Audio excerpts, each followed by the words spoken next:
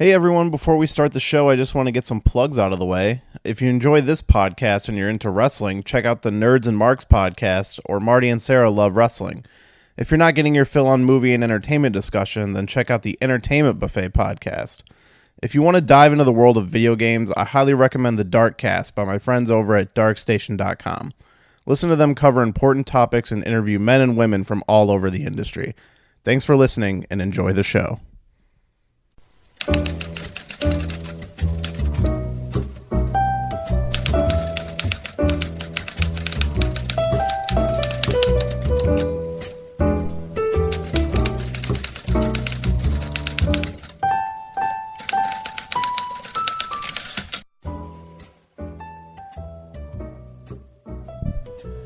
Hello everyone and welcome to Shelved. I am your host, Jeremy Meyer. So before we start the episode, I just want to get some of our plugs out of the way. If you didn't check out our last week's episode, it was an interview with Elle Lamont, who was gracious enough to come on the show. I think it was a really great interview, a lot of fun to talk to her, and that episode's been doing pretty well. So I just want to encourage anyone who hasn't checked it out yet to be sure to check that episode out. I also want to comment on Shocktober, as clearly I have missed some days. I just haven't been able to get enough movies in. I plan to have some pre-gamed movies in September and have all that stuff recorded, and work being busy just kind of didn't work out that way. So I ended up not getting as many episodes done in September that I had hoped.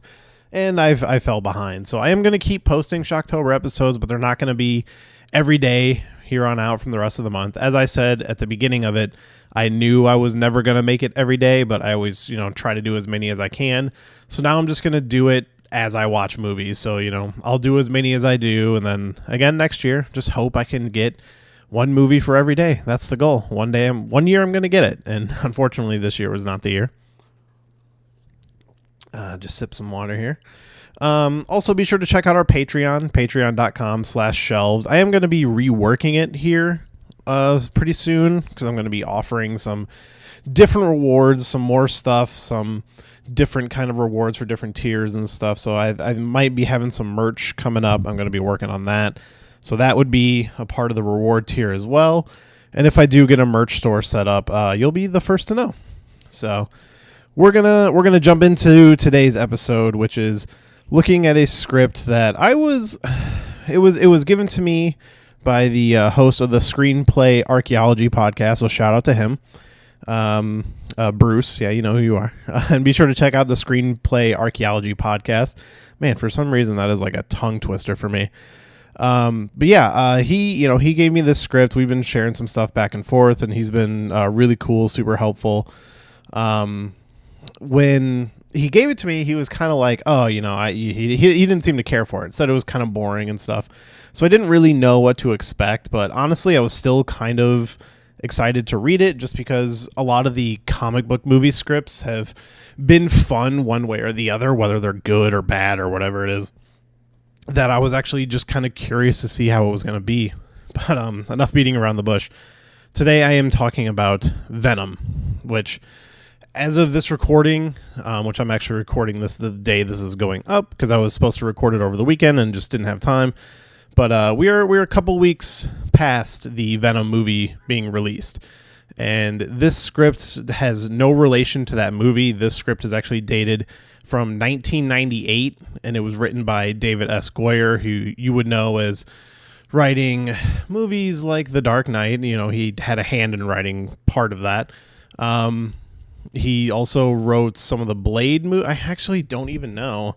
I can never remember what he has written and stuff. I do believe he directed Blade 3, which that should tell you everything you need to know about him right there. Man of Steel was his, I believe. Batman v Superman might also be his. I don't think. I'm actually going to look it up real quick just because I want to be correct. Filmography. Okay, writer. He wrote The Crow, City of Angels. He wrote Blade. He wrote Blade 2. And this is just on his Wikipedia. It's just saying writer, yes. So I don't know if he was the only writer or if he was just one of the credited writers. Apparently he was uncredited on Freddy vs. Jason. Blade Trinity, which he also directed. Batman Begins, which I think he has a story credit, the same as Dark Knight. Ghost Rider Spirit of Vengeance, The Dark Knight Rises, he has a story credit. Man of Steel, Batman v Superman. So, he has some hits, he has some misses. I always kind of look at David Goyer's work as more of a miss for me, just because he has done so much comic book work, and a lot of it that he wrote has not always been that great. Some of it has, most of it hasn't. I mean, Man of Steel and Batman v Superman being big examples of that. But so this was a Venom script that he wrote in 1998. I can't find a lot of information on this other than it was supposed to be done by I believe Columbia Pictures, or was it might be Universal, I can't remember, one of those two, and that it was going to star Dolph Lundgren, who I guess if you're looking at the comic book version of Eddie Brock and who would fit that role, you're going to look at somebody like a Dolph Lundgren. So the script opens up in 1972 at a institution, like an institution for like young children, what's the word I'm looking, like orphans. And we have the older, stronger, as he's described, Cletus Cassidy, is holding a 9-year-old Eddie Brock hostage. And he's holding him in this building that's like burning down. And he drags Eddie to the roof. And obviously, right from the beginning, I can point out that the script, obviously, it's going to be Venom versus Carnage. Because if you know anything about Venom, Cletus Cassidy is Carnage. So a big part of this script is kind of their relationship. So we start off with them as kids and them in this institution. He cuts Eddie on the cheek, which gives him a scar that he'll have through the movie. And he's talking crazy. He tells them that he's going to fix them all. And he says that they're going to meet again and to stay in touch before he leaves Eddie on that roof. And he jumps off that roof to like a connecting building. Like they describe it as like, oh, he makes this jump that he barely makes it. And he ends up escaping.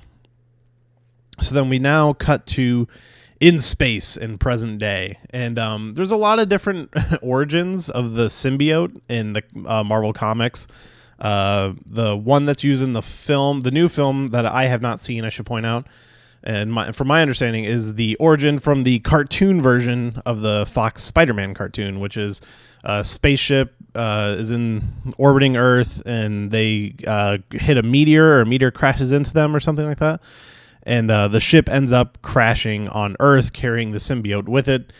There's also the actual version from the comics where Spider-Man gets brought to another planet. It's like a battle world planet, and he gets the suit there. And then, years later, you find out that it is an alien symbiote that is trying to take him over. So this version is a little different from both of those.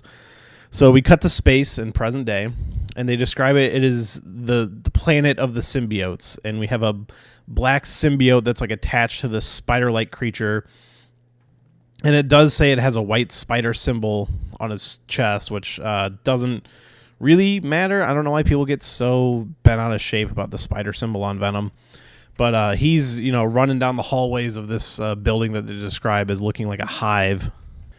Yeah, so he's running down through this building that they describe as kind of looking like a bug hive, like a beehive or something like that. And he's being chased by a red symbiote. And, it's just kind of a lot of disorienting, running through the hallways until the black symbiote gets on a ship and then just like shoots off the planet and into space. And then we now cut to Eddie Brock, who is now 30 years old, in a trailer park. And he's kind of working for one of those like Enquirer or Star like shitty rag magazines. They mention that he has the scar and he has a photographer with him. And he's working for the Daily Weekly, which is, one of these tabloid papers, and which the Daily Weekly is kind of a great fucking name. I assume it's more of like a stand-in name. It's like, we'll fill it in later when we actually make the movie. But, so Eddie's talking to like a woman in the trailer park who claims she's abducted by aliens. And, we hold on. He says that she had an alien baby, and she brings him into the room, and it's like, yo, that's just a pig painted blue. And then the husband immediately just like, I told you he wouldn't fall for it. And they like start chasing him out and just kind of showing Eddie as just this like down on his luck, fucking working for this rag newspaper. Yeah, so they get into a fight, and him and the photographer take off, and the woman chucks like a garden gnome through the back window of the car, and they talk about it landing in the back seat, just kind of sitting there, which is an image. I actually think this kind of opening scene is a little funny. And then, so, he goes back to his work, and we meet Bitterman, who is Eddie's boss, and, talks to him. Eddie's like sick of this kind of work and wishes he could be doing better stuff. And, Bitterman is just like, I'd rather have you write this trash articles about Bat Boys than like a true piece about the mayor's corruption. Like, oh yeah, Eddie says he is working on the story about like mayor's corruption. And Bitterman is just like, what are you doing? We don't do this kind of work here. Like, get this shit out of here. Just write about some crazy shit because that's what sells papers. And then, Eddie says he used to have recognition and blah, blah, blah. And Bitterman's yeah, well, you did, and you blew it, and now you're just a loser, and you know what, you're fired. And so just like fires him right there. And Eddie, he gathers up his stuff, and he puts a newspaper, like a framed piece of paper, in his bag with a column labeled Venom, which, there's that, which we'll explain a little more. Obviously, where the Venom name comes from, which I don't really like that they had a source for the name. I always kind of like the idea that the symbiote just has its own name and the name is Venom, because they are two different things. The symbiote and Eddie are two different people. But yeah, so Eddie, he gets fired, and as he's walking out, his photographers are like, oh, you forgot your garden gnome, and Eddie's just like, what? You keep it, man. I don't care. And the dude's actually like super stoked about it, which I kind of like. I kind of thought this photographer character was going to stick around a little more, but honestly, that's the last time we see him. So from this point on, it's kind of, Eddie walking through the streets, carrying his stuff, heading for the train. And, people are just bumping into him. Everybody's, it's kind of, typical asshole New Yorker street. And he ends up getting knocked down, and his famed article called Venom, falls into the street and gets run over by a bus. And so, he's kind of at this low point. So he goes to drown his sorrows in a bar called The Deep, and which is, a pretty good like dive bar name in my opinion. So he goes there and he talks to like the barmaid, who's also the owner, named Rochelle. And she kind of, he's sitting there having a drink, and she's asking him what's up, and he's kind of going through his problems. And I like that she like makes fun of him for being a cliche. Because honestly, that was kind of the thing. There's a couple moments in this script that actually I had thoughts in my head as I was reading it, and then the script ended up echoing that. And this was one of them where, he's complaining. She's like, oh, you're such a cliche. And I actually like that. And Eddie, he's just talking about he wants to start over. And there's actually some good dialogue here. And he talks about, or she says that, they were all born a step behind. And he's like, but there's enough time to catch up. And I like that dialogue, and I like that idea of like, because some people are just born into situations, like you can't help it. And it does help paint Eddie as like, he's not a bad person. And this play, I guess this plays more into the Eddie Brock from the comics, who kind of is a bad person. And all the versions of Venom in the movie that, they paint Eddie as just this normal guy, and he's a normal guy who gets embodied with this evil being that he has to cooperate with. But in the comics, like, Eddie Brock was kind of a piece of shit, and that's what led to him and Spider-Man, aside from the symbiote, what led to them, what's the word? Batting heads, basically. So now we see on the news that at this point in time, Cletus Cassidy's in jail. He's already been captured, and he's going to be executed live on TV the next day at noon. This is on like the TV in the bar. And he's kind of developed this like cult of personality. They show the people outside the jail, and everybody, there's like protesters, but like they're protesting the fact that he's going to be murdered, because everybody buys in. I feel like they're going for like a natural born killers type thing of everybody's like, oh yeah, these people, they fucking know what they're talking about, and this is great. And everybody's just obsessed with Cletus Cassidy. And we find out that he was actually caught because Eddie used himself as bait.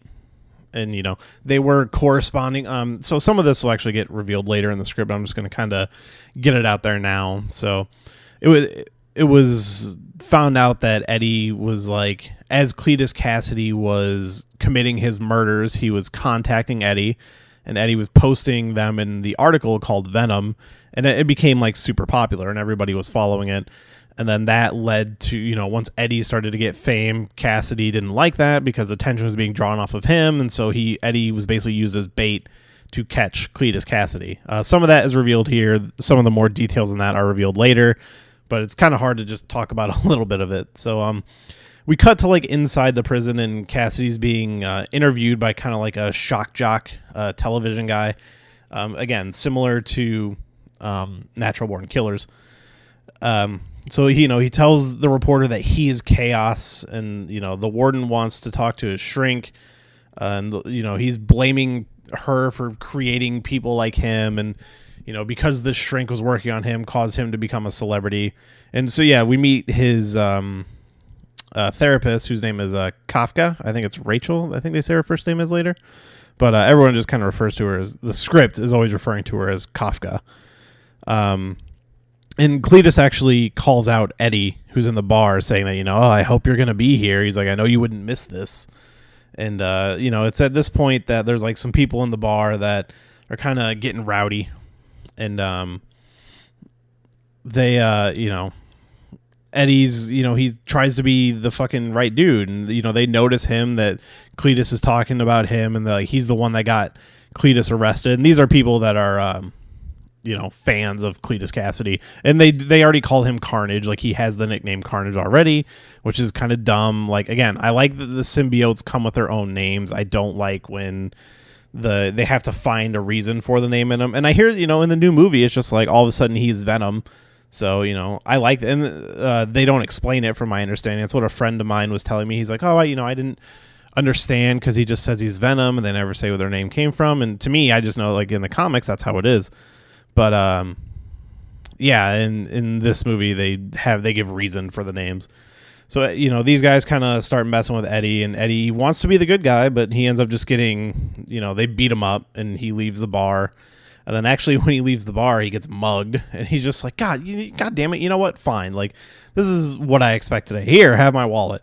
And as he's just like handing over his wallet to these muggers, the symbiote alien ship comes and just crashes down on the muggers. And Eddie somehow survives. It like leaves a crater in the street, and he gets pulled into the crater, but somehow he survives. And he is looking at the ship as it opens, and he sees like the skeletal husk of the alien, and just like basically the symbiote had completely eaten it away. And what he doesn't notice is the black goo covering his shoes before he looks down. And I like this. I like it. Just says it like quickly comes up and swallows him. I like the idea of the symbiote just taking him very quick, versus in like other movies and stuff, it always seems to be like a slow process. I don't know how it is in the new movie, but in Spider-Man 3, that's how it was. Which, I like that version for what it was, of like the look of the symbiote taking over someone, because I'm not going to get into a bigger conversation of Spider-Man 3, maybe for a different time. But I like this. It just looks down, and they describe it, it's like slowly taking over its shoe. But then once he notices, it just fucking swallows him whole, like all at once. So then we cut back into the bar, and there's like the thugs are trashing it, and they've now started to rob it because they're just going crazy. And they're just like, yeah, Carnage rules. And it's honestly, the way they described it, it sounds like they stepped out of the Double Dragon movie, which I don't know if that's ever a good thing. And so they turn around, and Eddie is in the bar, and there's like, oh, this guy again? And then he just turns into Venom. And so, not a big reveal. I mean, I'm sure, cinematically it'd be a lot of camera cuts as it slowly, takes him over and stuff. But in the script, it's just like, oh yeah, he just turns into a Venom. And so, they start shooting at him and freaking out, but it has no effect. And, he beats up, the guys in there. But the leader escapes. He grabs Rochelle and is basically holding her hostage, and he escapes out the back alley, causing Venom to chase him.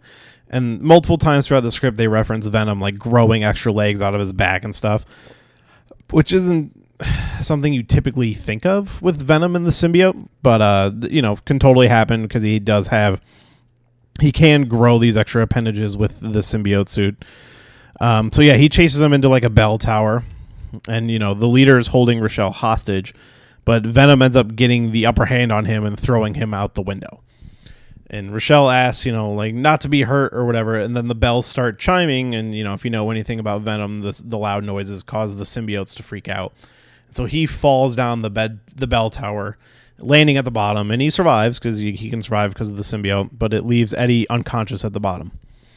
So now we meet some of our other antagonists of the movie, the government. So the government shows up and quarantines the crater area, and this is where we meet Truman Marsh and Colonel John Teague.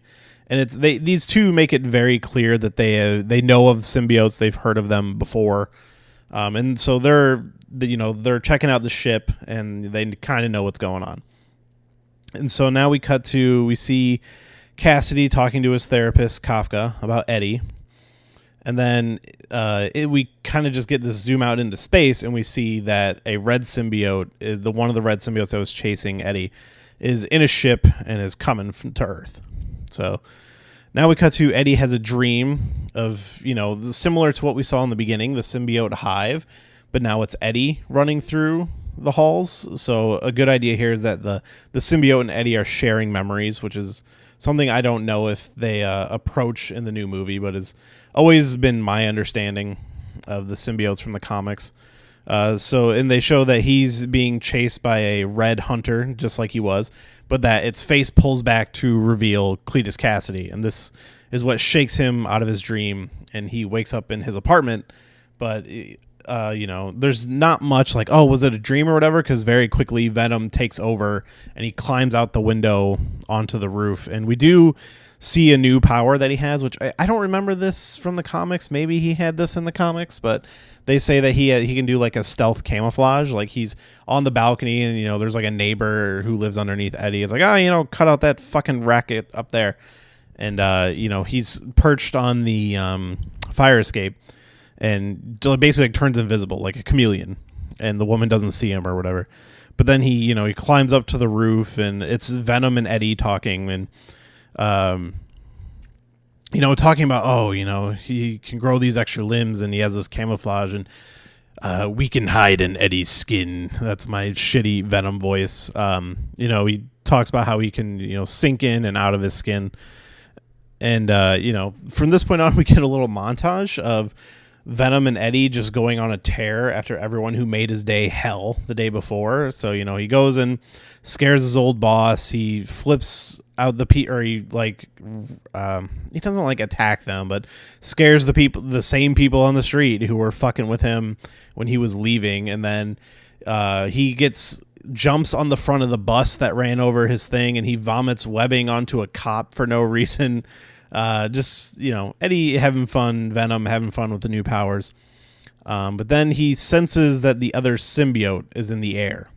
And the symbiote Blood Hunter, as it's called. And we jump into that one's ship. And for some reason, the ship is able to identify Eddie, just assuming that, the symbiotes kind of have some kind of hive mind that they can read things. So then that ship's computer starts searching for a host. And then obviously we know who that host is going to be. So, a good moment where we see Eddie talking to a window, like in the window is a reflection of Venom, but he is himself, and just kind of trying to figure things out. And so for some reason he just kind of knows that the Blood Hunter is going to bond with Cassidy, just because talking to he's like, oh, I wish I had screenshotted this dialogue. Let's see if I did. Maybe that would be helpful, because I honestly can't remember what they were talking about in the window. Okay, I do have some screenshots here, but no, that's from... All right, well, I guess I don't have it. I'm irresponsible. Okay, back to my notes. So, he basically puts it together that because of the dream that this other symbiote is coming, and it's going to bond with Cassidy, because he knows that because of the dream that they shared, he kind of understands that the symbiote came from this planet and was running from something, and that this other symbiote is coming to Earth to get him. And so he's like, okay, we need to stop Cassidy's execution and protect everybody, which to me is kind of dumb. Because, if they know he's going to be executed and they know this other symbiote is coming to bond with him, wouldn't letting him get executed kind of solve that problem? But he goes to a payphone and he calls Kafka, and he's like, you have to stop the execution. And they're already prepping Cassidy for execution, and the symbiote pod fires towards the prison and ends up exploding like right above the roof, which causes the red symbiote to land on the roof. And then it's like kind of seeps into the ventilation and starts like traveling through the prison looking for him. And so they're prepping Cassidy. They bring him to the electric chair, and this is like just like a whole situation where it's kind of like a series of shots of like, he's getting prepped. He gets brought to the chair. They strap him in the chair. The symbiote is moving through the ventilation system, and then this is something that's weird that happens a couple times. The symbiote can actually travel through electricity, which makes no sense to me because you would think electricity would be something that would harm them, but it's able to like transfer itself from attach itself to a cord and follow the current, basically. Because what happens is he gets strapped into the chair to be electrocuted, but then the symbiote gets in like the electrical junction box, and when the switch gets flipped, it rides the current, and as he's getting electrocuted, which this makes for a really cool image, like just picturing it, like as he's getting electrocuted, the symbiote is coming down through like the metal hat that they put on you. I don't know, calling it a hat seems weird, but it's coming down through there, and it's like taking over Cassidy as he's getting electrocuted, but then the symbiote can heal him, And so, as this is happening, the lights go out, and then when the emergency lights come on, the chair is empty, which I really like this scene. Like the introduction of Carnage here is actually like a really good scene. So we cut to Carnage is on the roof, and all the guards and the warden and everything are just kind of like in the room, like, oh, what's going on? And then Cassidy comes down and just starts like murdering people. While this is going on, Eddie gets to the prison and transforms into Venom, and he breaks in. And then this leads to the kind of first encounter with Carnage and Venom. And there's no fight here, but they see each other. We know what happens. And Kafka, she kind of witnesses the whole thing. And so, Carnage just like ends up escaping. And when Eddie appears, he appears as Eddie, but then, gets taken over by the symbiote. So Kafka sees Eddie and what's happening. So she's aware of his situation, and she ends up passing out. So, and then Eddie uses his camouflage to escape. So then Kafka then wakes up in a hospital, and she's approached by Marsh and Teague, the government agents that we met earlier, and they say they work for something called the Vault, this was something I actually meant to look up, which let me see if I can look it up right now and just Google the Vault Marvel. I'm not sure if that's anything that actually exists in Marvel. Okay, so the Vault. The Vault was a widely used nickname of a fictional prison facility for technology-based superhuman criminals. Okay, so not quite what it is in this script. So in this, the Vault is like a secret government organization that, deals with these symbiotes. We don't learn a lot about them, but Marsh and Teague are like the guys, and that's kind of all we need to know. So they take her to the Vault facility, and they tell her all about the symbiotes and that, this is not the first time, but this is the first time they've had one on Earth alive. And while this is happening, Eddie, he goes back to the bar, the Deep, and he apologizes to Rochelle and just kind of explains to her what's happened to him. And then Kafka ends up telling the Vault guys about Eddie, that she saw him and who he was, and that he seemed to have one of these things too, but she thinks that he's more of a protector because he was trying to save her. So this leads to Marsh and Teague breaking into Eddie's apartment, and we get a little more this is some of the part where we get more backstory on Eddie's newspaper column called Venom that Kafka tells them about it, and how Cassidy was using Eddie to become famous, but when Eddie was becoming famous, he couldn't take it. And so that was kind of like where that information came from. So yeah, they say Carnage used to leave messages and personal ads that would like hint where he's going. And so we actually get a scene of Carnage doing just this. As he's out in the streets, he calls a personal ad, and he has like a lot of really bad dialogue. Like the dialogue for Cletus Cassidy in this movie is fucking... I know this was in 1998, but it was cheesy even for like the late 90s.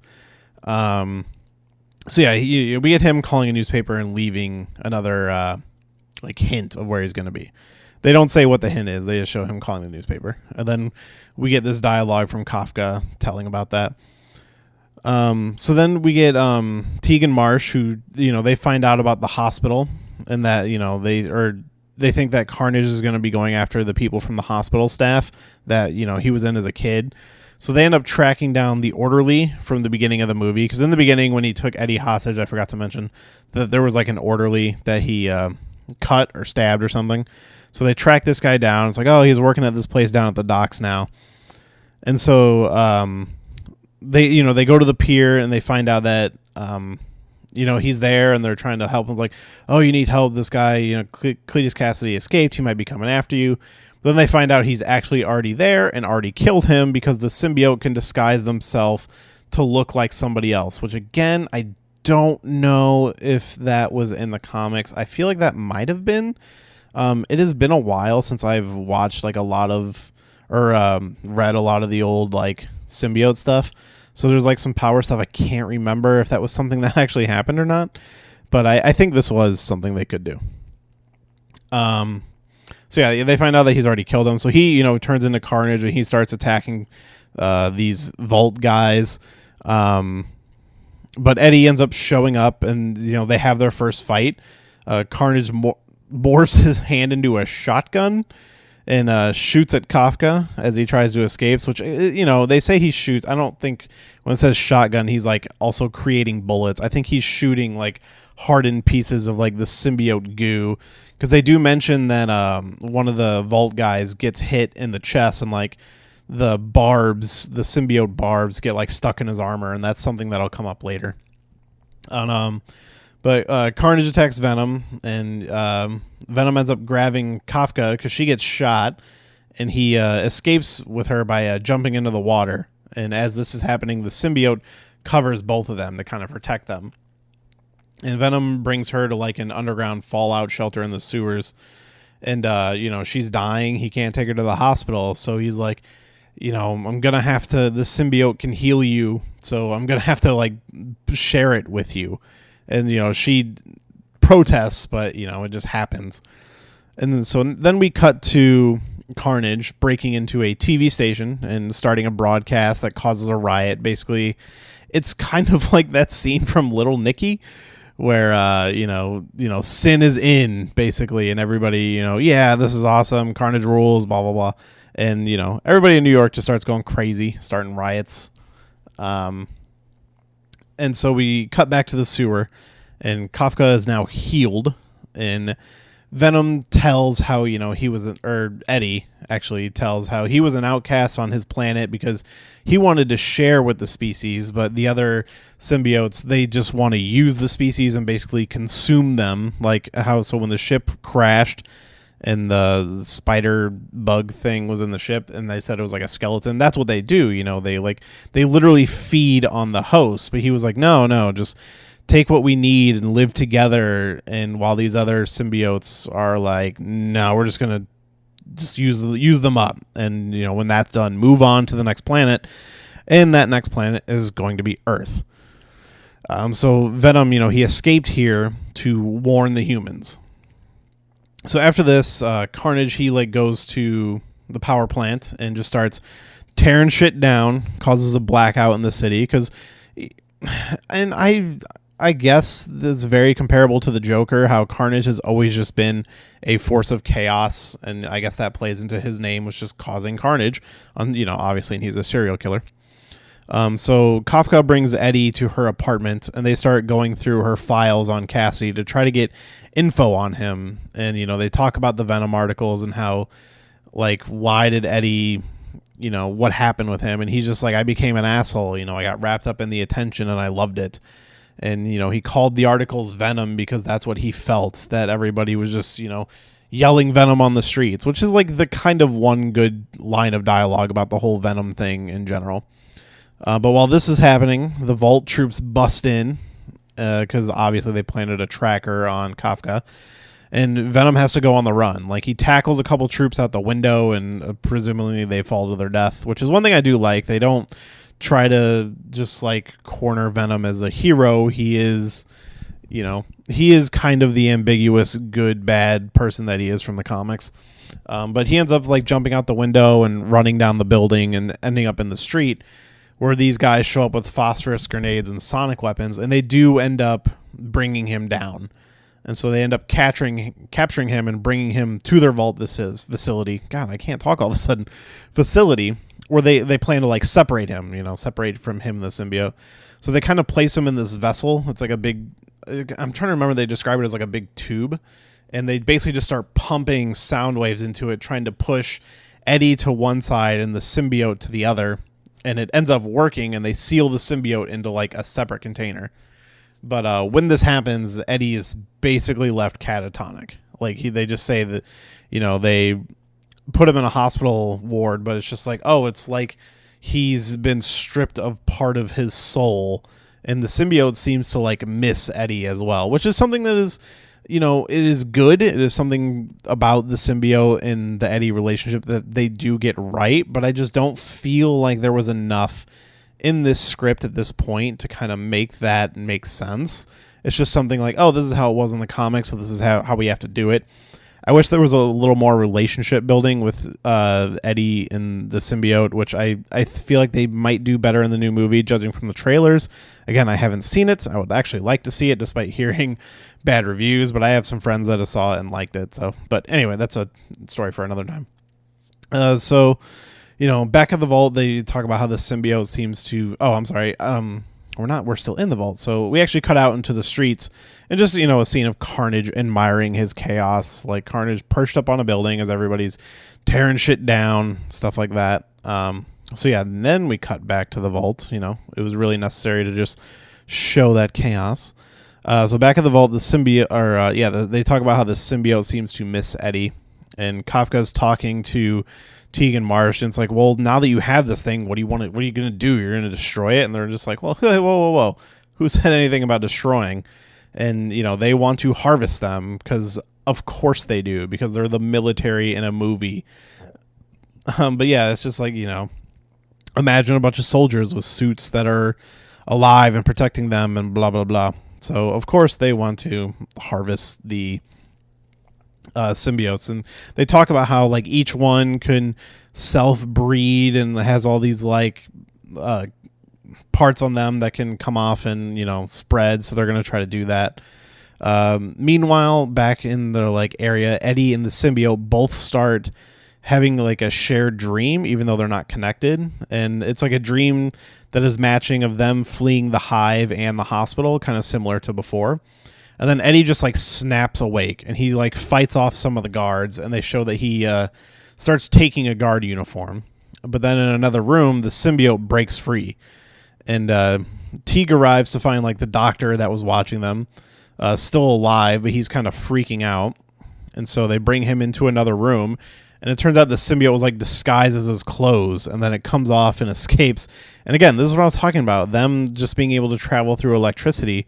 The symbiote ends up escaping through, like, the Ethernet cabling, is what they say, and breaking into Kafka's cell. So yeah, it somehow, like, sucks into, like, the phone jack on the wall, and then starts traveling through the electricity, and then ends up coming out in Kafka's cell, which actually has, like, a really cool idea in the script, which they create a she-Venom, and that's how they reference her in the script.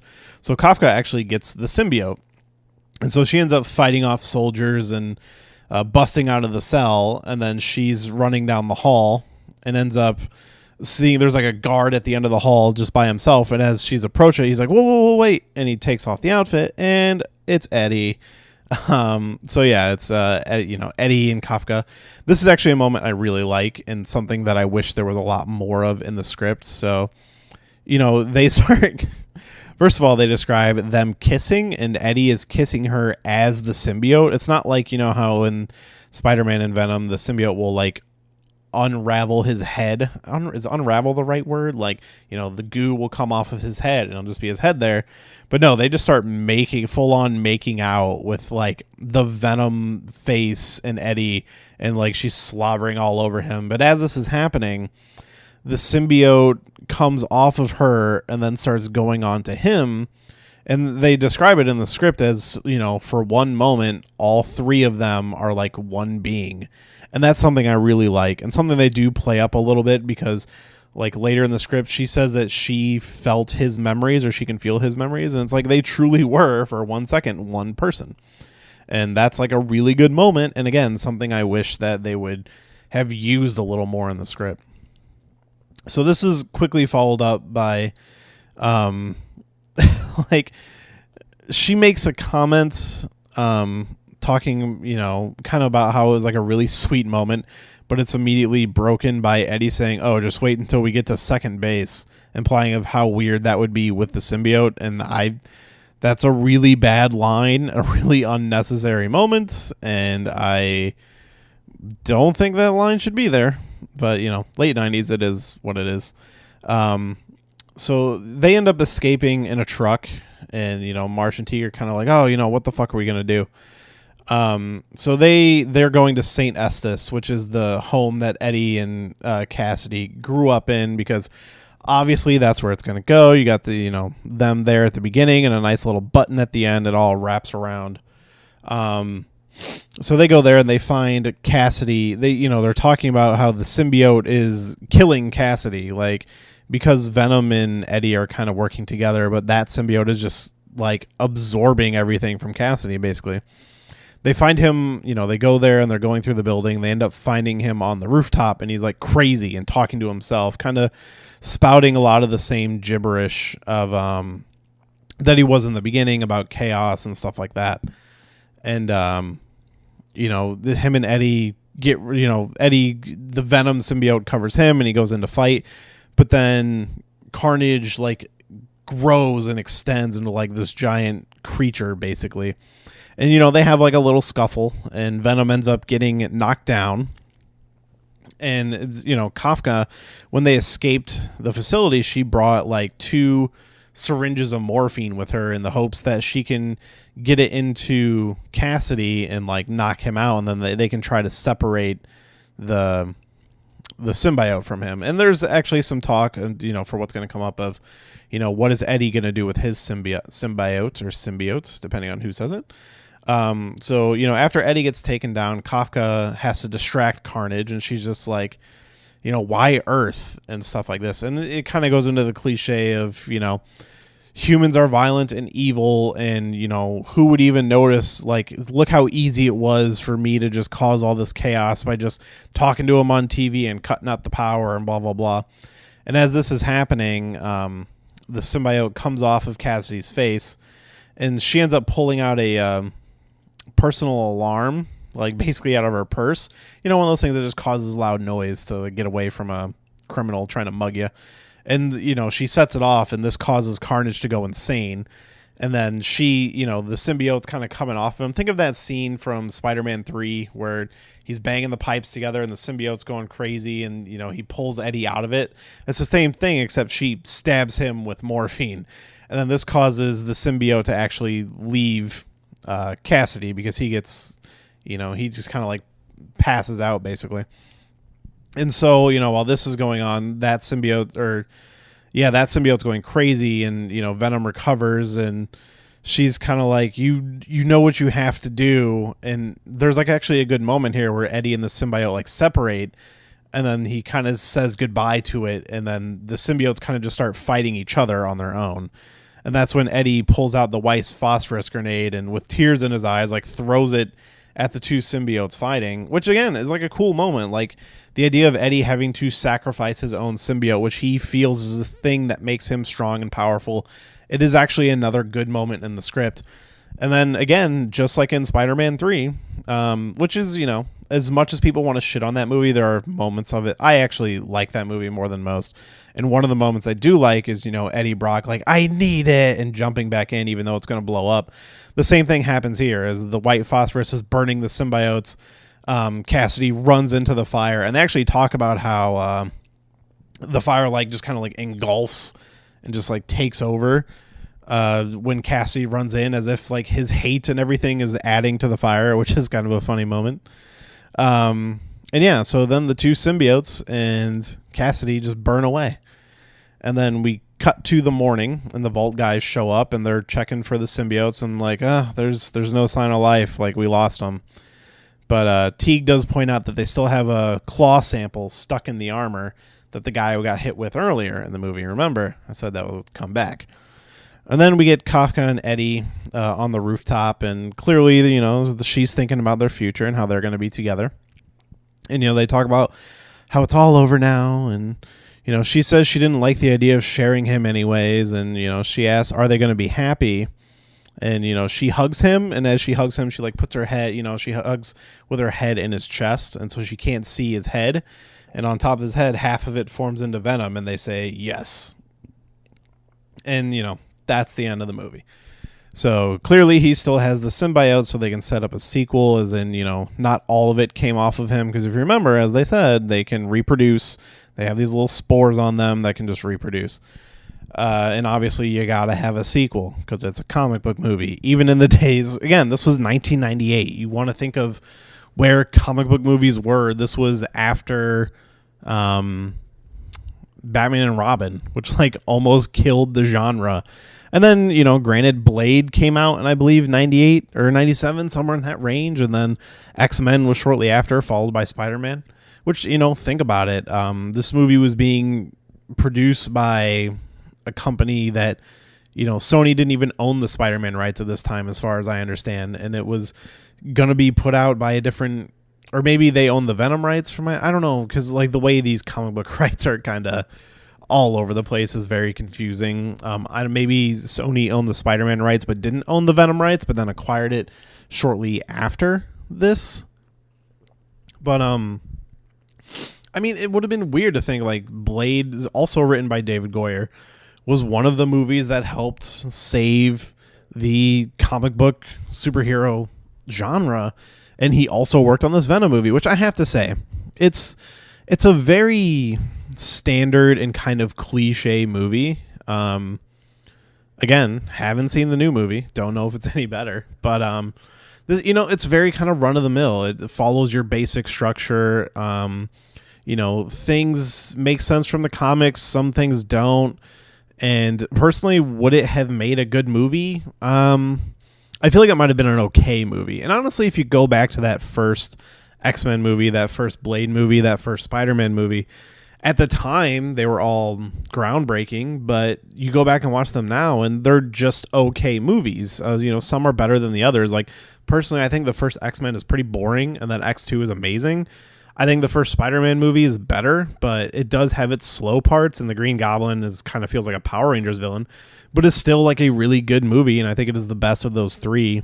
Blade, I think, is really great, but has some really cheesy fucking 90s moments that don't hold up so much that, again, all of these movie sequels are superior movies. Blade 2, X2, and Spider-Man 2 are some of the best comic book movies, and Venom, I think, would have been a good movie when it came out, and I can only hope that Venom 2 would have been amazing, just like all of the rest of these movies. But as it reads, it's okay. There's not a lot of action. There's only a couple scenes where Carnage and Venom fight, and none of it sounds very memorable. Like, I think of Spider-Man 2, and the fight with Doc Ock on the train is amazing, and then the fight with Doc Ock in the bank is really fun. Like, there are multiple standout action scenes, and this one is just kind of like, they have a little scuffle in the prison, they have a little scuffle here, and then they fight on the rooftop of the the center for the kids, the orphanage, and none of it really stands out. But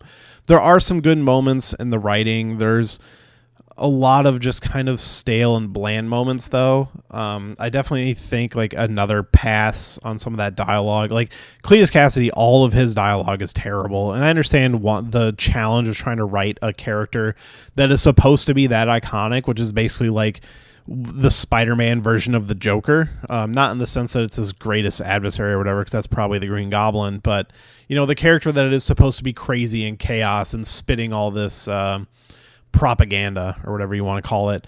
But I think the movie could have succeeded, but overall just feels a little flat, but still kind of enjoyable. And again, it's a movie I would have been like, oh, this was fine, I can't wait to see what they do with a sequel. But that's going to be it for today's episode. Venom is one that's super interesting, and it's worth a read, but it does make me want to revisit the comics. And now I am dying to see that new movie just to see how they did it. And if you have seen the movie, let me know. Send me an email at shelvedfilmpodcast@gmail.com. Let me know your thoughts on the movie. I can read them on the show, or hit me up on Twitter. I'm just curious if anybody's seen it. I've actually thought about, once I see it, doing what I did with the Infinity War movie and just kind of getting any of my friends who have seen it on the podcast to do like a little group review of it, and call people in or record it with them, and just kind of get some different thoughts on the movie.